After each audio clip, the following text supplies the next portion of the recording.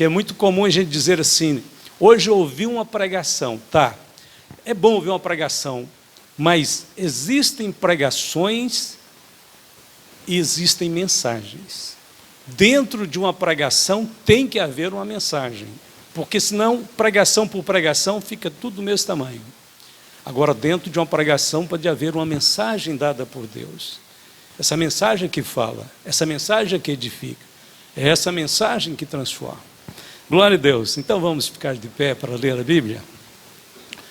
Ora, eu quero te pedir para abrir a Bíblia em Mateus capítulo 25, e a gente vai ler um versículo que, isoladamente, parece que não tem uma mensagem, não tem um sentido em si.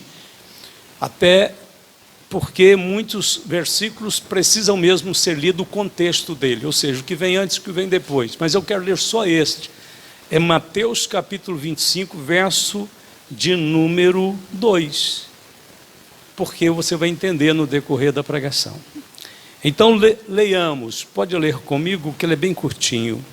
E 5 delas eram prudentes e 5 loucas. Só isto, vamos orar. Querido Pai Celestial, bendito seja o teu nome, Senhor, por mais este culto, por mais esse momento de palavra, e a presença do teu Espírito como mestre divino, seja real, seja poderosa para a vida de cada um dos meus irmãos. Fala ao nosso coração, instrui nossa mente e edifica o nosso espírito. Oramos em nome de Jesus. Amém. Podeis sentar. Nesta noite eu quero falar sobre 5 lições do número 5 na Bíblia.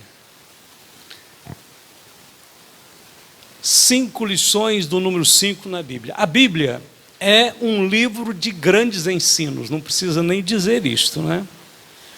E para ensinar, a Bíblia lança mão de parábolas, de lugares, de cores, de eventos e também de números.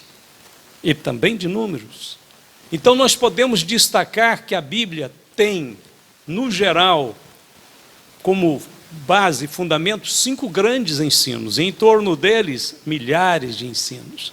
Esses 5 grandes ensinos que encontramos na Bíblia, é o ensino primeiro sobre Deus. A Bíblia começa no princípio Deus, e aí tudo que vai discorrer na Bíblia, daí para frente, seja histórias, eventos, seja o que for, de alguma maneira, é para revelar Deus. É para mostrar o caráter de Deus. Então a Bíblia ensina sobre Deus usando de diversos métodos e didáticas. Segundo, a Bíblia ensina sobre o universo. A próxima lição, depois de dizer no princípio Deus, é que ele criou o universo. E aí vem um ensino sobre como o universo foi criado. Terceiro, nós temos na Bíblia um ensino sobre o homem. Depois de Deus criar todas as coisas, ele cria o homem, e o homem passa a ser um centro de ação, de trabalho de Deus, em operar, em agir no homem. Quarto, nós temos na Bíblia o ensino sobre o pecado. Está nas primeiras páginas da Bíblia, teria que estar ali mesmo, porque quase tudo que acontece na vida está ligado à queda do homem. Tudo que está acontecendo no mundo, todos os desarranjos, todos os prejuízos, as tragédias, está ligado com aquele evento. Então a Bíblia fala sobre o pecado lá em Gênesis, e ele vai falar sobre o pecado durante todo o decorrer, ela vai falar durante todo o decorrer das suas histórias, para mostrar que a nossa batalha, a nossa luta é contra o pecado. E por fim, aí vem, dentro das Sagradas Escrituras, também desde o início, desde que o homem caiu, nós temos um ensino sobre a salvação. E é claro que para falar da salvação, Deus introduz a figura do seu Filho, quem se encarna, que se torna Salvador, que vem para perdoar, para morrer, para pagar pecados. E aí todo o ensino do Novo Testamento, especialmente as epístolas, as cartas, diz respeito ao aperfeiçoamento dessa salvação. Então, basicamente, a Bíblia ensina sobre Deus, universo, homem, pecado e salvação. 5 ensinos. O número 5 tem um sentido especial na Bíblia. Nessa palavra, então, que quero trazer, eu vou destacar 5 lições do número 5. Basta pensar que a Bíblia começa com um conjunto de 5 livros. São chamados de Torá. Na cultura judaica, o Torá é composto pelos livros Gênesis, Êxodo, Levítico, Número e Deuteronômio, chamado Penta, que é 5, Teuco, que é lei, ou 5 livros da lei. Então, a expressão, o número 5, ele aparece em tudo, desde o início, nós podemos localizá-lo na Bíblia. Eu vou localizar 5 lições apenas. Então vamos começar logo pela primeira lição que podemos encontrar. Eu vou ler em 1 Samuel 17, versos 39 e 40. E Davi cingiu a espada sobre as suas vestes e começou a andar. Porém, nunca o havia experimentado. Então disse Davi a Saul: não posso andar com isto, pois nunca o experimentei. E Davi tirou aquilo de sobre si, e tomou o seu cajado na mão, e escolheu para si 5 seixos ou pedras do ribeiro, e pô-las no alforje de pastor que trazia, a saber, no surrão, e lançou mão da sua funda, e foi-se chegando ao filisteu. A primeira lição do número 5, que eu destaco, é a lição da vitória espiritual. Glória a Deus, que a palavra de Deus é positiva. A gente já começa falando de vitória e termina falando em triunfo. Glória a Deus. Se no percurso da mensagem a gente destaca alguma coisa negativa, e o pregador tem que ter esse cuidado, né? Se você destacar uma coisa negativa, destaque 5 ou 10 positivas. Porque o Evangelho, ele é o Evangelho da esperança. Ele é o Evangelho da fé. E ninguém tem fé falando só de tragédia. A gente tem que falar das vitórias, do que Deus já fez e está fazendo. Então aqui temos inicialmente as 5 pedras que nos falam da lição da vitória espiritual. Não vou contar a história de Davi, que todo mundo conhece desde criança. Mas Davi trocou a armadura de Saul pelas 5 pedrinhas. Saul concordou que ele fosse lutar com o gigante, aquele menino pastor, que não era do exército, não tinha formação militar nenhuma, mas ele ficou indignado quando viu o gigante afrontando o povo de Deus, a nação de Israel, e de uma certa maneira afrontando o próprio Deus. Então Davi indignou-se, e aí Saul concordou que ele fosse, porque não tinha outro. O próprio Saul estava morrendo de medo. E então Saul deu a armadura para Davi, mas não servia para Davi, não dava para ele andar com aquela armadura. Ele tentou, até ele experimentou ela. Quando ele viu que não tinha nem como andar, ele disse: olha só, fica com a tua armadura, porque eu vou descer no vale, vou passar pelo ribeiro, antes de encontrar com aquele gigante, e eu vou me precaver, eu vou me prover das armas da minha batalha espiritual. E ele vai e pega 5 pedrinhas, não podia haver coisa mais rústica, mais simples, mais inexpressiva para enfrentar uma guerra. Seria a mesma coisa hoje de trocar o fuzil, trocar a metralhadora por um estilingue. Era, na realidade, a fundo era um estilingue, um tipo de estilingue que nós usamos diferente. Mas Davi pega as 5 pedrinhas, porque aquelas 5 pedrinhas traduzia a sua fé em Deus. Ele não cria no mundo apenas na operação natural das coisas. Davi cria no sobrenatural. Davi disse assim: se você, ó incircunciso, afrontou o Deus dos exércitos, você vai pagar. Você vai ter com ele. Eu vou em nome do Senhor dos exércitos. Você vem a mim com espadas, com paus, com lanças, eu vou a ti em nome do Senhor dos exércitos. E como que ele vai, então, em nome do Senhor dos exércitos? Ele vai levando as suas 5 pedrinhas. Alguém disse que as 5 pedrinhas de Davi ali poderia ser representada, figurada, a primeira pedra, a fé, a segunda, a esperança, a terceira, o amor, a quarta, a verdade, a quinta, a justiça de Deus. Mais ou menos era isso mesmo que Davi disse: você vai pagar, porque você afrontou Deus, Deus vai entrar com justiça, você vai ficar fulminado. O gigante tinha amedrontado Davi logo na chegada, disse: moleque, você vem a mim com pau e pedra, eu vou matar você e vou dar sua carne para as bestas do campo e para as aves do céu. Davi disse: pois é, você vem a mim com espada, eu vou a ti em nome do Senhor dos Exércitos, e Deus vai me dar você, e eu darei a tua carne às bestas do campo e às aves do céu. Então Davi pega 5 pedrinhas, mas ele só vai gastar uma. Eu creio que Davi só gastou a pedrinha chamada fé aqui. Não precisou de usar mais nenhuma das outras. Mas aqui estava também o cuidado de Davi, o zelo de Davi em prover, em ter provisões. Por quê? Sei lá, se levanta o irmão do Golias lá, depois que ele morrer, e ele me ataque. Então eu tenho mais 4 pedras. Pelo menos para 4 irmãos já está pronta aqui a arma, o arsenal de guerra de Deus na minha funda, no meu alforje, aliás. Então o Davi usou apenas uma pedrinha, mas ele tinha munição para continuar a guerra se ela continuasse, se ela exigisse. Primeira lição então é da vitória. Deus deu a vitória para Davi porque ele confiou no Senhor. Aquela vitória, aquela batalha era desigual se fosse medir os músculos, a força, a altura, a estratégia, a experiência. Era totalmente desigual. Davi já saiu perdendo, já saiu derrotado. Mas a verdade é que a fé te coloca num outro patamar. A fé faz o fraco ficar forte. A fé faz o pequeno ficar grande. A fé faz aquele que não tem ter.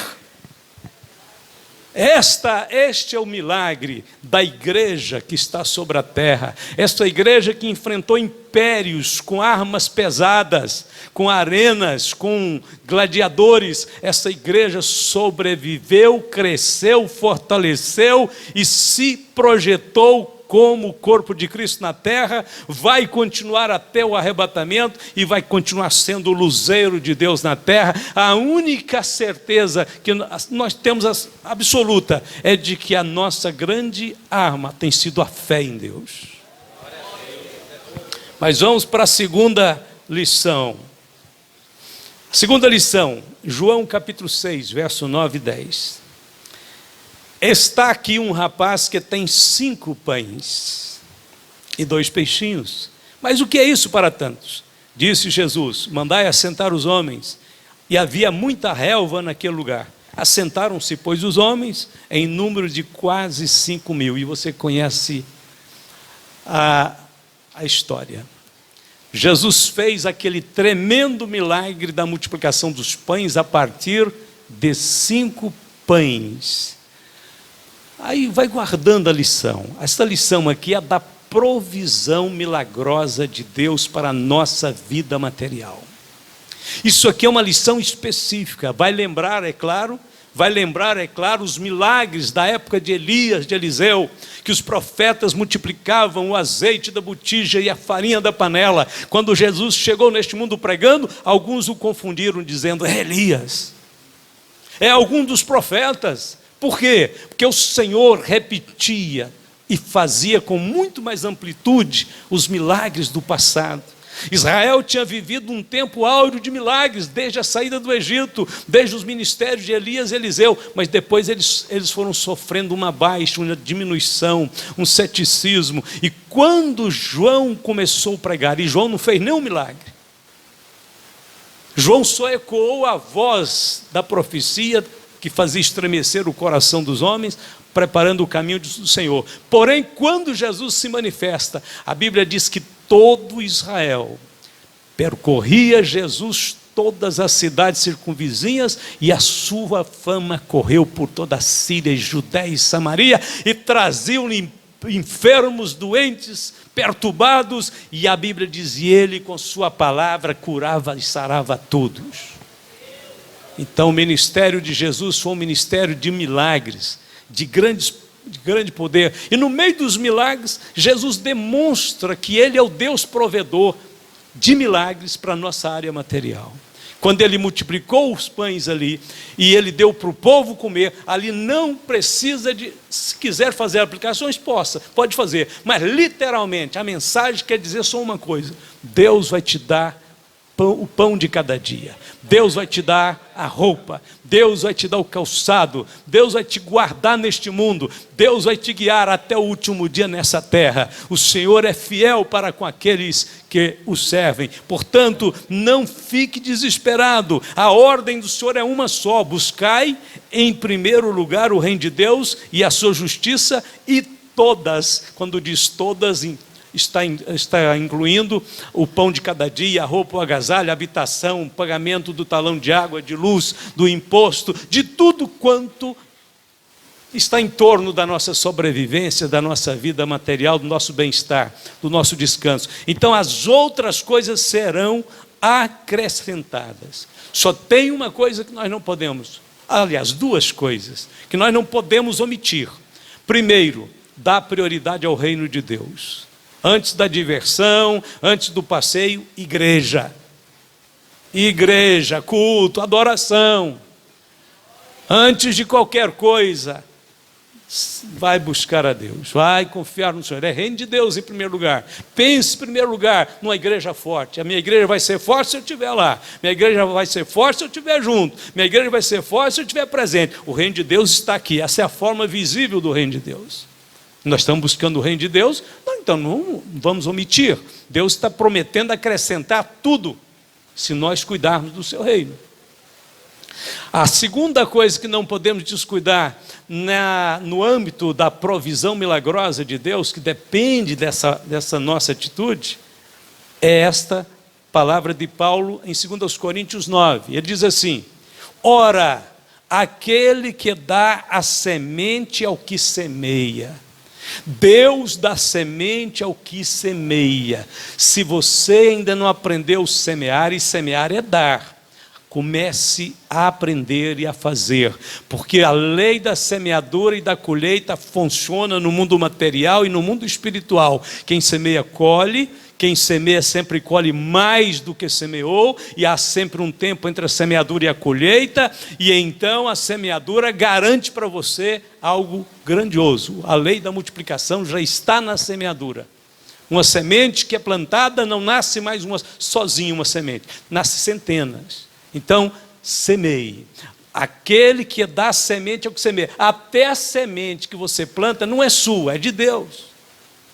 Quando a gente chega aqui domingo e diz: irmãos, vamos dar a oferta agora, a gente enfia a mão no bolso e tira o dinheiro do Senhor. Não é nosso, não.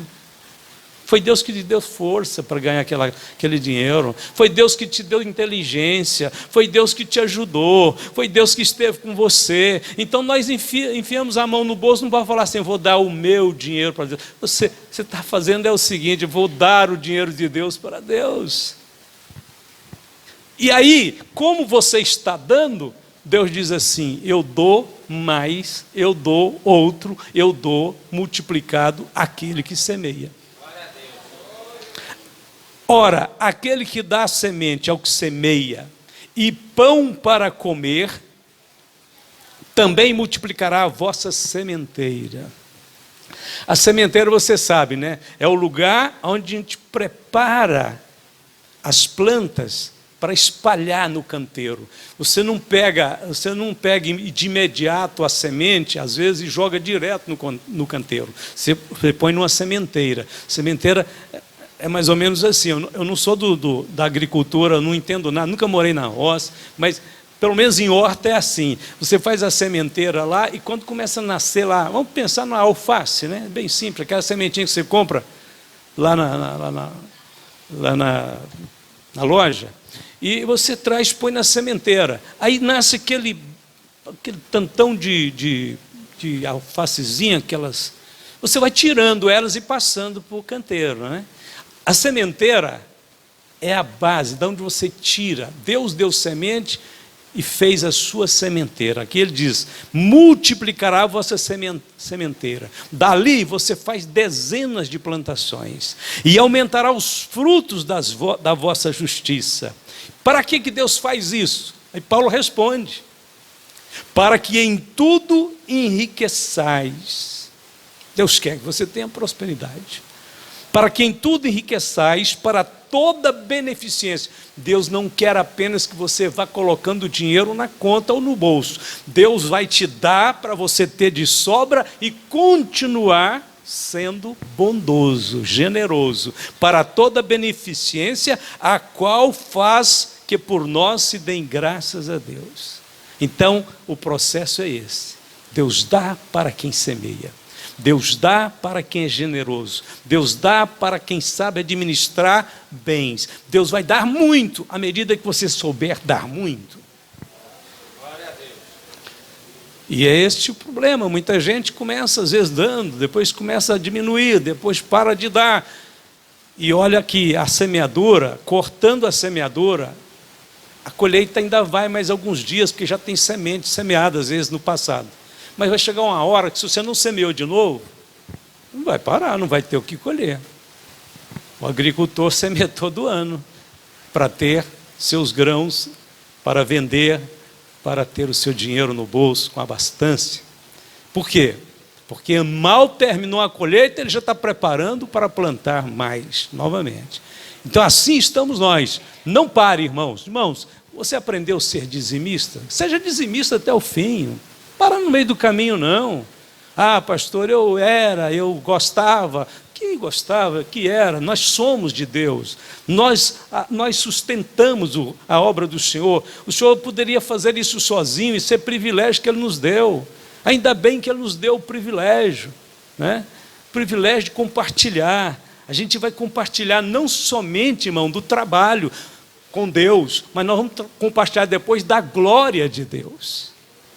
Então comece compartilhando daquilo que Ele está te oferecendo hoje, que é o direito de contribuir, de ajudar, de fazer parte. Diz: olha, isso aqui foi Deus que nos deu, mas nós tivemos o privilégio de cooperar aqui, colocar a mão aqui e ajudar. Então, este é o segredo do milagre da provisão material. A lição dos 5 pães é a lição da provisão milagrosa de Deus para a nossa vida material, não apenas espiritual. Espiritual tem outros textos que vai ensinar. Esse é material mesmo. Vamos para a terceira lição. Eu falei de 5, vamos estar na metade agora. A terceira lição é a baseada no versículo que eu li, e eu peguei esse versículo só por causa do número. Quando Mateus, quando o Senhor Jesus conta a parábola das virgens e diz que 5 delas eram prudentes. Esta lição aqui é a lição da prudência, do cuidado espiritual, do zelo que você tem que ter com sua vida espiritual, como quem zela de uma planta, aguando todo dia, adubando, chegando terra no pé da planta. A vida espiritual que Deus nos deu vai nos assegurar que nós encontremos um dia com o Senhor. Se você perder o vigor e a vitalidade espiritual, você tem que correr depressa para os pés de Jesus, para que Ele te renove, te fortaleça como uma planta que precisa ficar viçosa novamente, porque disso depende. Olha bem, se você não tiver avivado, se você não tiver sadio espiritualmente, a primeira coisa que vai dar problema na sua espiritualidade é na sua visão. Você não vai enxergar direito. Você vai olhar para esse mundo e achar que ele é bonito, e ele é feio para Deus. Ele não é bonito para Deus. Eu digo o mundo espiritual, né? O mundo moral. Estou dizendo o mundo físico, não. Os rios, as montanhas, não tem nada a ver com isso. Isso é criação de Deus, é lindo sempre. Mas a gente olha para o mundo e acha bom. Não, esse programa da televisão está tudo muito bonito. E não está cheio de moralidade, violência. E, não, lá no meu emprego a gente é tudo bacana, a gente faz umas programação junto. Então você está olhando para uma coisa, vendo ela de forma errada. Sua visão está com defeito, porque a sua espiritualidade está comprometida. A hora que a espiritualidade volta, você passa a ser mais seletivo. Você já não escuta tudo que o mundo está dizendo, você não presta atenção mais nesse mundo porque ele te faz mal. Você gosta da palavra, você começa a buscar a Deus, você quer alimentar de Deus. Por quê? Porque você agora está sendo classificado, você está entrando na dimensão das 5 virgens prudentes, aquelas que provêem o azeite para as suas lâmpadas, para o encontro do noivo. Quando essas moças aqui saíram ao encontro do noivo que vem para as núpcias, interessante que essa parábola fala do casamento, mas não fala da noiva. Fala das convidadas, e as convidadas são as 10 virgens. É interessante essa parábola tem muitos enigmas nela. Eu não vou decifrar enigmas, eu quero ficar só na questão dos 5. Mas aqui, as 10 virgens aqui são convidadas para o casamento. O casamento, elas não são elas a noiva do casamento. Elas vão seguir o cortejo do casamento. O noivo vem buscar a noiva, mas elas vão iluminar, elas vão levantar as suas candeias, suas tochas para acompanhar o cortejo, desde a vinda do noivo até a casa do pai da noiva. O noivo vinha com a comitiva e ia até a casa da noiva, do pai da noiva, pedia a noiva em casamento. Isso já estava contratado, mas naquele dia fazia o ritual. E aí ele toma a noiva e as virgens, como se fossem damas, começam a seguir o cortejo, e aí o noivo vai levar a noiva para a sua casa, para a casa dele. E ao chegar ali, começa a festa nupcial, e as 5 virgens prudentes eram as únicas que tinham azeite nas lamparinas, nas candeias. E quem não tivesse, não podia acompanhar o cortejo. E principalmente nesse caso aqui, porque o cortejo atrasou, o noivo demorou um pouco mais, chegou, já era meia-noite. E aquelas que estavam lá, que tinham pouquinho azeite, eram pessoas que não tinham um cuidado espiritual com a vida, então não se proveja do azeite. O azeite é o combustível, não tinha um combustível suficiente para ir até o fim. Irmãos, nós temos que ter combustível para ir até o fim. Nós temos que continuar dando glória a Deus, como a irmã deu, o irmão deu glória a Deus agora, até a hora do arrebatamento. Porque a hora que o noivo vier, a festa é por conta dele. Aí acabou, aí é só alegria. Aí é só felicidade. Aí ele nos leva para a sua casa, céu, casa do Pai, e a festa ali é por conta dele, toda alegria é promovida por ele. Então é aqui na terra, é nesse instante, antes que ele venha, que nós temos que nos manter fervorosos. Vir para a igreja com alegria, cantar com alegria, pregar o evangelho com alegria, e ficar cheio de fervor espiritual, e manter o azeite na candeia. O azeite é a presença do Espírito Santo em nós. Esta é a terceira lição espiritual. Vamos para a quarta. A quarta lição espiritual está em 1 Coríntios 14, verso 19. Interessante essa aqui. 1 Coríntios 14, 19. Todavia eu, antes, quero falar na igreja 5 palavras, na minha própria inteligência, para que possa também instruir os outros, do que 10.000 palavras em língua desconhecida. O apóstolo Paulo diz que queria falar 5 palavras na igreja só. Estas 5 palavras traz para nós, no ensino de Paulo, a lição da autenticidade cristã. Guarde isso, preste atenção. Paulo sabia que os dons espirituais eram muito importantes. Não tem ninguém que soubesse como Paulo, que entendesse como Paulo a grandeza dos dons espirituais. No capítulo 12, ele está falando dos dons espirituais. No capítulo 14 inteiro, ele fala detalhadamente sobre dons espirituais. Paulo queria que toda a igreja fosse cheia de dons espirituais. Queria que todos os irmãos falassem línguas. E o próprio apóstolo Paulo diz assim: eu dou graças ao meu Deus porque falo mais línguas do que vós todos.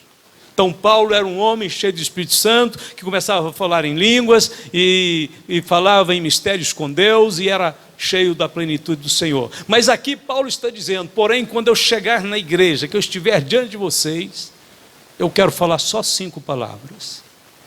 porque eu quero falar, se for 5 palavras no meu entendimento, vai ser muito mais útil e edificante para vocês do que eu falar 10.000 palavras estranhas, que não vai edificar vocês. Vocês não vão entender nada. Então, nessa lição aqui, eu vejo Paulo compreendendo que o mais importante na vida de um obreiro, de um homem e de uma mulher de Deus que foi colocado diante da igreja para ensinar e para edificar, o mais importante é ele estar preparado para dizer 5 palavras, se for o caso, só 5 palavras, mas com inteligência e com sabedoria, do que ficar falando 10.000 palavras estranhas, línguas estranhas que ninguém vai ser edificado. Paulo não está desprezando o dom espiritual, não. O que Paulo está dizendo é o seguinte: o momento em que nós vamos ensinar a palavra, ministrar a palavra, esse momento é decisivo para a fé, para a qualidade da fé da igreja. Então não invente coisas, cuidado com essa falsa espiritualidade, em que não é hora e nem é lugar para estar demonstrando dons espirituais, porque fica parecendo mais uma vitrine para mostrar que é espiritual. Vai orar em línguas, vai orar na presença de Deus, vai orar no quarto, vai orar na reunião de oração. Na reunião de oração, fale línguas. Mas tem gente seguinte, ele fica o tempo inteiro sentado no culto, ele não dá glória a Deus, ele não diz amém. A hora que você dá a oportunidade para ele vira um anjo, ele quer subir nas paredes. A hora que você dá a oportunidade para ele fazer qualquer coisa, aí ele fica espiritual, só naquela hora. Por que não ficou espiritual durante o momento que estava sentado no banco? Né? Isso acontece demais, o pregador está lá caladão, está lá frião, lá, olhando um para o outro. A hora que dá a oportunidade para ele chega aqui: irmão, você tem que dar glória a Deus, falar a língua. O que você estava falando? Você não estava então exercendo esses dons que você está cobrando da igreja?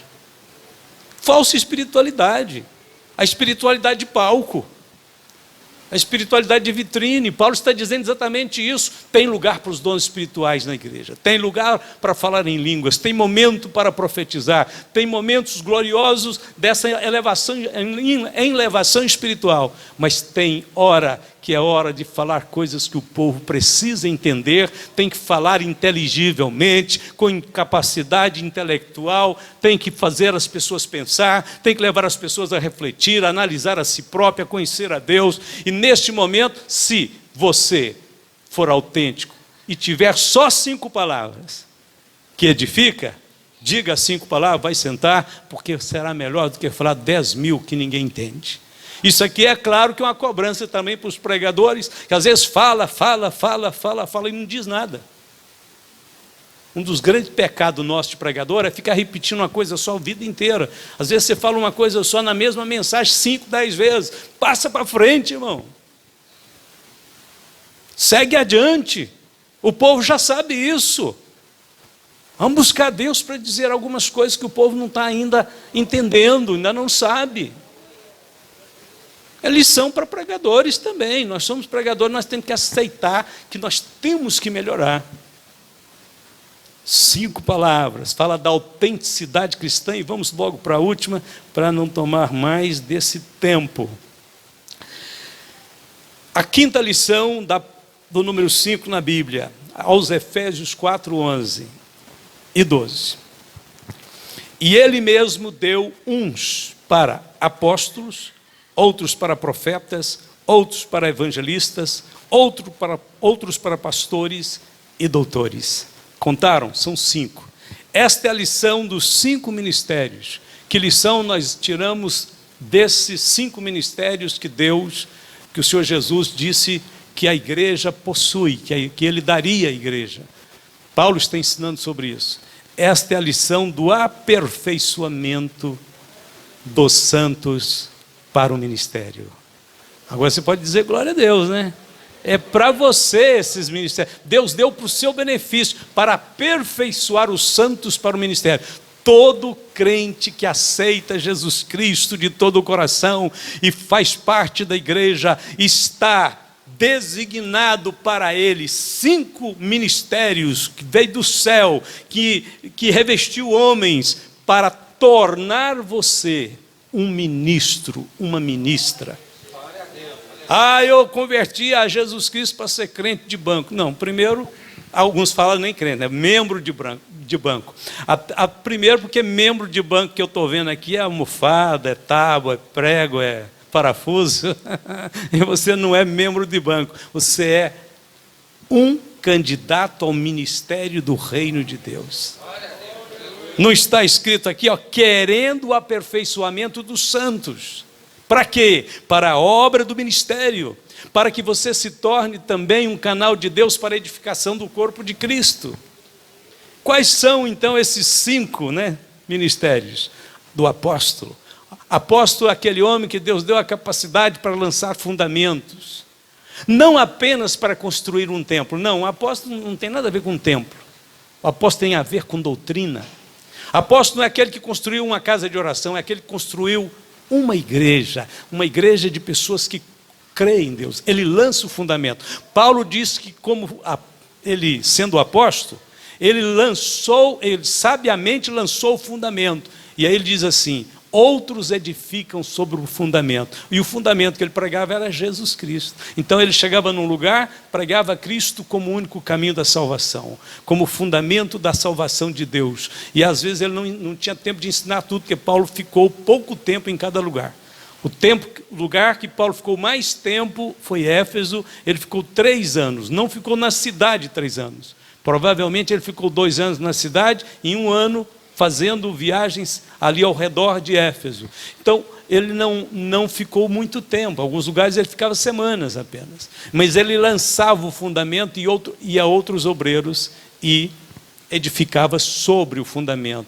Então, Paulo era muito exigente nesse sentido. Ele disse, veja como vocês vão edificar. Não há outro fundamento. Agora, veja até a forma agora que vocês vão edificar também. O apóstolo é este homem. Mas a Bíblia fala de profetas. Profetas são pregadores com uma unção de grande profundidade, de uma palavra, de um teor espiritual muito forte, impactante, que quebranta as pessoas e traz elas para Deus. Muitas vezes uma igreja, um povo, uma comunidade começa a afastar, esfriar. Então Deus levanta o ministério profético. Os profetas da Bíblia apelavam para o povo voltar para Deus.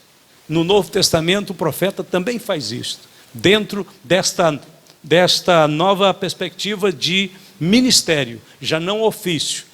O Velho Testamento era ofício, mas no Novo Testamento é um ministério. Parece também, muito parecido. E este é basicamente o ministério do profeta. Evangelista, a palavra evangelista está ligada a evangelhos, e evangelhos são boas novas. Então são pregadores da salvação de Cristo, homens que ganham almas para Jesus. Muitas vezes o evangelista ganha almas para Jesus, traz para a igreja, que quem tem que doutrinar e ensinar ela é o pastor. O evangelista vai embora, juntar outras pessoas para Cristo. O evangelista é então parte deste grande projeto de Deus, e aí vem os pastores, que são aqueles que dão estabilidade na obra. Tranquiliza o rebanho, acalma as ovelhas, diz, está tudo bem, vamos seguir com Jesus. A tempestade vem, a gente prepara o aprisco, esconde todo mundo dentro dele. Quando está com fome, dá um jeitinho de tirar do aprisco, levar para a pastagem, para a água. O pastor é consolo, é edificação, é ensino também, mas é aquele homem que dá estabilidade. Na realidade, nós não precisamos cobrar com muita exigência demais que pastores tenho que obrigatoriamente ser mestres. Por quê? Porque mestres é um ministério separado. Mas tem muitos pastores que são mestres também. Então, o próximo ministério é esse, exatamente, o de doutores ou mestres. É mais ou menos igual os dedos de uma mão. A mão de Deus, do oleiro divino, está trabalhando, fazendo vaso. E esta mão tem 5 dedos. Um dedo é o mindinho, é o do mestre, é o que você tira a cera do ouvido. O mestre ajuda a abrir seus ouvidos para ouvir Deus, escutar a palavra de Deus. O mestre. Este aqui é o anelar. O anelar é o dedo que carrega os anéis, a aliança. Sim, é o ministério profético, tem muitos dons espirituais. Anelar. Esse aqui é o maior de todos, como é que chama? É o maior de todos, vamos deixar assim mesmo, do jeito que está. É médio? É o médio, né? Você não está sabendo nada, você não está me ajudando. Eu não sei, nem... é médio mesmo, né? O médio é o maior de todos, é o apóstolo. É o apóstolo. Paulo disse assim: Deus pôs na igreja primeiramente apóstolos. E o indicador? Evangelista. Eis o Cordeiro de Deus que tira o pecado do mundo. Creia nele, sejam salvos. Indicador. E sobrou só o polegar, é o pastor. O pastor é pequeno, é mais gordinho e forte. Aguenta o arranco. Então é o seguinte: as mãos do Senhor estão trabalhando. Aonde? Na sua vida, na minha vida. Ele é o oleiro, nós somos o vaso. E ele vai trabalhando e vai aperfeiçoando. Tem hora que a gente entorta um pouquinho e ele fica aborrecido. Diz: não, a obra da minha mão não vai sair torta não, vai sair reta. Aí Deus dá uma achatada no barro de novo. É a hora que você dá uma gemida.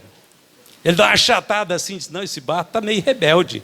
Ele tem algumas pedras no meio dele, tem alguma coisa. Aí Deus dá uma esmiuçada assim, você chora, você grita, você esperneia. Deus diz: agora eu começo de novo, agora vamos fazer tudo bonitinho de novo. E daqui a pouco você está cheio do Espírito Santo, alegre, servindo a Deus, trabalhando para Jesus.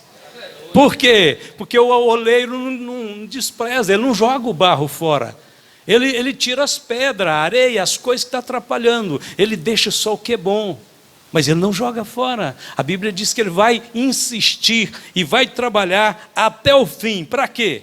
Paulo disse assim: tendo por certo isso mesmo, que aquele que em vós começou a boa obra, a aperfeiçoará até o dia de Jesus Cristo.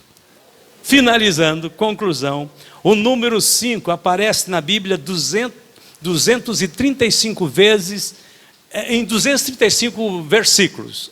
O número 5 aparece, 235 versículos.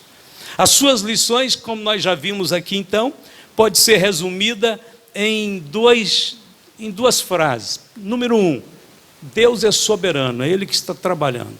Foi Deus que derrubou Golias, na realidade não foi Davi, foi o Senhor que multiplicou os pães, enfim, é Deus trabalhando, é a soberania de Deus, é a provisão divina. Mas segundo, grande resumo de todo o ensino, é que a participação humana é necessária para que Deus efetive a sua grande obra neste mundo.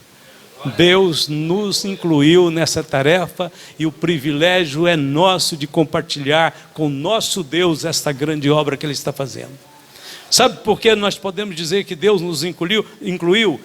Olha bem, Deus derrubou Golias, mas foi Davi que pegou as pedrinhas lá no córrego.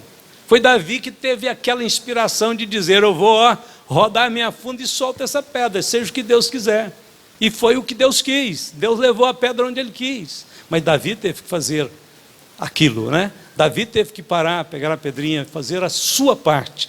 Os apóstolos conseguiram 5 pães. Jesus não fez um milagre do nada, Ele podia fazer. Mas Ele perguntou assim: o que vocês têm? E eles na realidade não tinham nada, mas eles foram espertos. O André viu um menino, um rapazinho com 5 pães. Vem cá, menino, vem cá, que negócio é esse aí que você está carregando? Não, os pães, os peixes, né? Eu vim para o mato aqui, para a montanha, eu vi vocês pregar e eu trouxe meu lanche. Não, vem cá, empresta para nós. O André era um obreiro prático, conseguiu os pães, levou para Jesus, o menino consentiu, e aí o Senhor pega os pães e faz o milagre. As 5 virgens prudentes foram ao encontro do noivo, chegou, elas estavam prontas, mas elas providenciaram azeite de reserva. Paulo queria falar apenas 5 palavras de edificação na igreja, mas com certeza Paulo é uma demonstração viva de que ele foi um obreiro que se preparou para falar 5 palavras. Ele não diz assim: se eu tiver que pregar apenas 5 palavras na igreja, não preciso nem preparar. Não, Paulo preparou a vida dele inteira. Mesmo depois de convertido, de salvo, Paulo continuava se preparando para servir a Deus na igreja. E os 5 ministérios são homens consagrados a Deus, servindo de canais para edificação do corpo de Cristo. Portanto, sejamos bons de Cristo. Vamos ficar de pé nessa noite. Já chegou a hora de orarmos, falarmos com Deus, intercedermos, orarmos pelos irmãos, colocar a vida no altar, buscar o Senhor. Nós estamos falando de vida no Espírito, e vida no Espírito é este ensino em prática, praticado, acreditado, amado, feito com alegria. Todos que precisam e querem, venham mais para frente, vamos ficar mais juntos, vamos orar, ou pedir a ajuda dos obreiros que estão sempre prontos para interceder aqui nessa igreja. Nós aqui trabalhamos com a total dependência e apoio dos nossos obreiros, porque quem seríamos nós para fazer tão grande tarefa? Mas graças a Deus que Deus levantou homens e mulheres neste lugar. Você viu que no culto, no início do culto, está lá os cantores, os músicos. Agora os obreiros estão em ação e vocês estão compartilhando de todas as bênçãos do Evangelho. Vamos já orar ao Senhor nesse instante. Querido Pai Celestial, em nome do Senhor Jesus Cristo, Filho de Deus, traz unção e virtude agora, Senhor, às nossas vidas. Em nome de Jesus, vai tocando, vai ministrando, Senhor, o poder do Espírito Santo. Vai trazendo, Senhor, força e graça aos corações. Abençoe, Senhor, a tia Elza, cobre ela com a sua misericórdia, com a sua graça. Vai trazendo, Senhor, força e renovação para a saúde. Em nome de Jesus, todas as dores, doenças, saiam deste corpo, em nome de Jesus. Nós entregamos em tuas mãos, Senhor, o caminhar da igreja neste mundo. Toda a obra que te pertence, que seja, Senhor, glorificado o teu nome para sempre. Cristo vive, Cristo vive, oh, eu creio, amém. É bem fácil? Então cante. Cristo vive, Cristo vive, oh, eu creio, amém. Deus te abençoe, possa ter um bom, feliz retorno para sua casa. Não esqueça, sábado, nosso grande encontro, celebração da ceia do Senhor, 18h30. Está terminado, em nome de Jesus.